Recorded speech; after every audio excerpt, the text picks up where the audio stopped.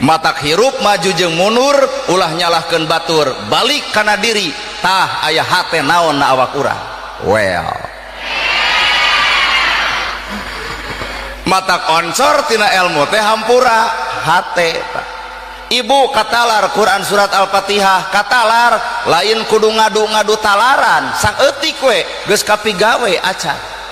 sakitu ilmu Al-Fatihah dibaca ti bismillah nepi ka waladolin pertanyaan anak kapigawe henteu lamun acan kapigawe panon tong popolotot ka batur nitah migawe ari sorangan acan migawe bisi batur ngewaeun ka urang lain batur nu ngewa hakikat nama urang ilmu teh hampura can katempo na pagawean